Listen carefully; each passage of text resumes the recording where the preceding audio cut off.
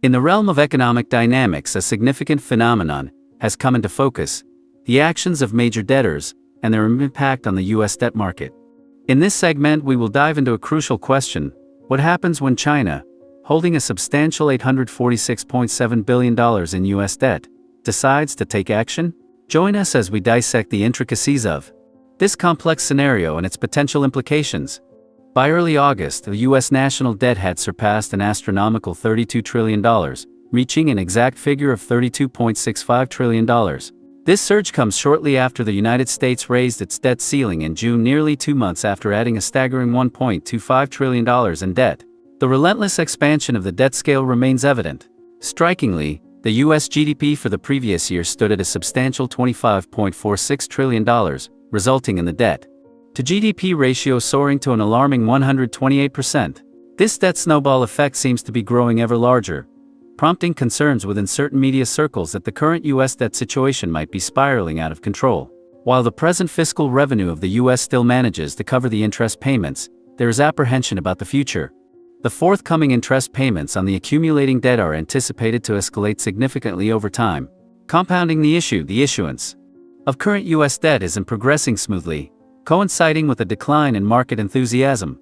Adding to the complexity, the confidence of foreign investors in the U.S. debt has waned. Consequently, a growing number of investors are choosing to reduce their holdings of U.S. debt. Among the towering $32.65 trillion U.S. debt, a considerable 76% is held by domestic investors, while the share held by overseas investors has dipped from a previous 30% to the current 24%. This shift towards dollarization has indeed materialized. Starting today, the U.S. Treasury is set to introduce a substantial $103 billion in debt throughout this week, roughly equivalent to about 742.4 billion yuan. Moreover, spanning the course of 3 quarters, the plan entails issuing a colossal $1 trillion in debt, approximately 7.21 trillion yuan. This substantial amount even outpaces last year's issuance, exceeding the May offering by an additional $7 billion.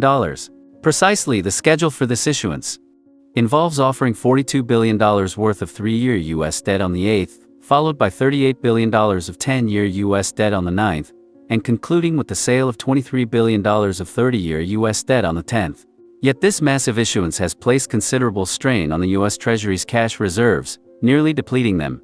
To counteract this liquidity challenge, the Treasury is slated to further augment the issuance of Treasury bonds.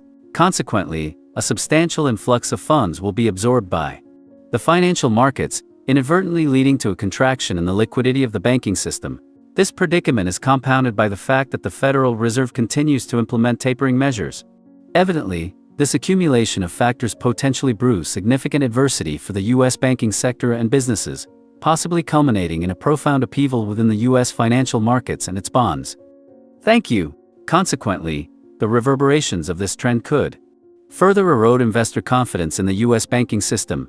This apprehension is substantiated by recent data and news releases. Notably, data released by the U.S. Treasury Department on August 1 revealed a concerning decline in the Treasury's cash balance, plummeting to a mere $30.8 billion as of June 30. This unsettling statistic marks the lowest balance since October 2015, signifying that the U.S. Treasury Department is seemingly running out of financial resources and is grappling with mounting challenges. This scenario signals that the U.S. Treasury is teetering on the edge of a dire financial situation, veering toward the possibility of running out of money and facing the specter of losing everything. The urgency is palpable as the Treasury requires creditors to step in and shoulder its substantial new debt burden to maintain a positive financial position. Notably, financial institution J.P. Morgan predicts that the Treasury might have to issue a staggering $2 trillion in fresh debt to balance its expenditures and fulfill obligations for debt payments. This influx of new debt could inadvertently expose the already fragile U.S. banking sector to latent risks, potentially corroborating the unsettling notion of imminent destabilization in the banking industry. This in turn underscores the precariousness of the state banks, heightening the likelihood of a cascading series of bank collapses that could trigger a recession. Such events would inflict severe harm upon the U.S. financial reputation and weaken the dollar's global standing. Meanwhile, during the third quarter, the U.S. Treasury underwent an unexpected and substantial refinancing, coinciding with the sharp rise in U.S. bond yields, surpassing the 4.1% mark. This surge in yields stems from the amplified deficit resulting from mounting U.S. fiscal pressures, These heightened bond yields are anticipated to persist due to ongoing supply disruptions in the short term. Last week's sale of U.S. bonds serves as a precursor to what is being dubbed the U.S. bond tsunami, poised to make a significant impact. This impending wave constitutes a pivotal litmus test for investor demand and will determine the trajectory of the ongoing sell-off. Presently, the foremost holders of U.S. debt from overseas are Japan, China, and the United Kingdom. Japan's holdings still exceed $1 trillion, albeit having decreased by more than $200 billion from its previous $1.3 trillion position. Meanwhile, China currently possesses a substantial $846.7 billion U.S. debt, establishing itself as the second largest foreign holder of U.S. treasuries. Throughout this year, China has undertaken multiple reductions in its holdings of U.S. debt, accumulating a total of $470 billion in U.S. Treasury bond sales over the past decade. In the recent month of May, China, Japan, and the United Kingdom once again decreased their U.S. debt holdings. China specifically lowered its holdings by $22.2 billion, while Japan and the United Kingdom followed suit by shedding tens of billions of dollars from their holdings. Regarding data for June and July, we must await the release from the U.S. Treasury Department, which is scheduled for the middle of this month in September, with a 2-month lag in the data. Thank you. Curiosity arises as to why China doesn't opt to entirely divest from U.S. debt holdings, instead choosing a gradual and consistent reduction strategy. One may question the rationale behind this approach and ponder the potential outcomes of an all-out sell-off. To address this inquiry, it's essential to delve into the reasons behind China's substantial U.S. debt holdings. Despite queries, China stands as the second largest holder of U.S. debt. Analyzing this from a trade perspective reveals that China ranks as the world's foremost exporter of commodities, whereas the United States stands among the globe's leading importers. This 2-decade-long trade relationship has maintained robust growth, marked by China exporting substantially to the U.S. while importing comparatively less. Consequently, China has amassed a significant trade surplus, bolstering its foreign exchange reserves to the topmost global position. Given the magnitude of these reserves, allowing a substantial amount of U.S. dollars to remain uninvested would constitute a considerable missed opportunity. Considering the dependable performance of U.S. bonds, with their strong yields and liquidity coupled with the absence of defaults, more than 30 countries, including China, hold U.S. Treasury bonds. Now let's address the hypothetical scenario of China disposing of all its U.S. debt holdings. Firstly, it's crucial to recognize that China's $846.7 billion in U.S. debt constitutes a mere 2.59% of the total U.S. Treasury bond market, indicating a relatively modest proportion. Secondly, were China to sell its $800 billion worth of U.S. bonds, it would necessitate an entity capable of absorbing this colossal volume, either overseas investors or U.S. institutions.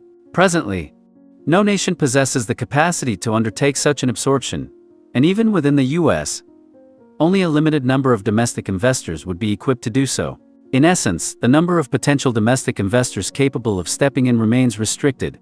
Furthermore, engaging in such a substantial selling spree would undoubtedly trigger a sharp decline in the prices of U.S. bonds, resulting in considerable losses for China. As U.S. bond prices plummet, the value of a hypothetical $100 billion U.S. bonds could dwindle to as little as $90 billion in the final transaction price. As the selling continues, this situation might worsen, potentially culminating in substantial losses of tens of billions, or even hundreds of billions of U.S. dollars should all holdings be liquidated. Beyond these financial implications, the act of China offloading U.S. bonds would set off a far-reaching butterfly effect, setting the stage for a market-wide panic. Given China's position as the world's second-largest economy, the sudden liquidation of a massive quantity of U.S. debt would undoubtedly catalyze short-term capital market shocks. The reverberations would extend across the U.S. economy, generating a significant impact while the U.S. dollar's credit system would face an unprecedented strain. Naturally, the United States would be compelled to employ an array of strategies to stabilize the situation, utilizing a diverse set of tools to manage more than $800 billion in U.S. debt. The Federal Reserve and other institutions would likely step in to absorb this debt burden, albeit at the cost of impacting the capital market significantly. Concurrently, the drop in U.S. debt prices would also entail losses for China. Thus, a comprehensive assessment of these factors underscores the improbability of China unloading all of its U.S. debt holdings. The more plausible course remains adhering to the prior strategy of gradually reducing holdings. Additionally, China has been strategically bolstering its gold reserves, demonstrating 9 consecutive months of growth. This proactive measure aims to fortify foreign exchange reserves and mitigate associated risks. Thank you for staying till the end. See you next time.